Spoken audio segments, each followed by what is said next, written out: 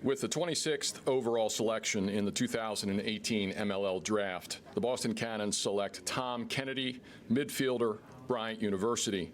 The New York Lizards are now on the clock. Covered Bryant at Maryland last year in the NCAA round of 16. Kennedy was probably the fastest player that I saw all season. He's got a strong background in football and straight ahead speed.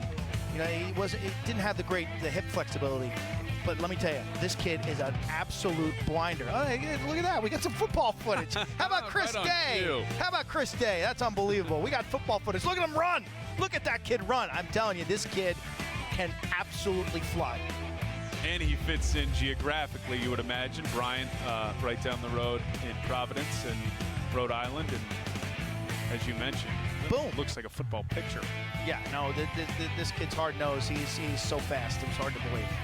Well, midfield, Max Seabald, not that he'd fill that role immediately, but he's on one of his I would like to see seasons. Kennedy and get in a race with Max these days. That's an athletic midfield if you look at it with Berkovic, Seabald, and now Kennedy. Yeah. That could field a good basketball game or football game. That's a good pick. And congratulations to guys like Tom Kennedy and Jake Miller of Brown, who don't get the national accolades that a lot of these players, but their work is being recognized. And I think there's hope for everybody, whether you're a lower-level Division I guy, even to D3, D2. You know, when we get in these later rounds and then there's free agents being signed, you're going to see players from all sorts of schools who are going to show up on some of these rosters, and don't be, you know, we could go through draft history. It's a great point, because week in and week out when we do games, there's at least 2 or 3 guys where you never heard of them, and this league does not discriminate. Not at all. It's about when you show up, you know, you're going to show up in your college helmet. They're going to give you a pro helmet, and then you're all even.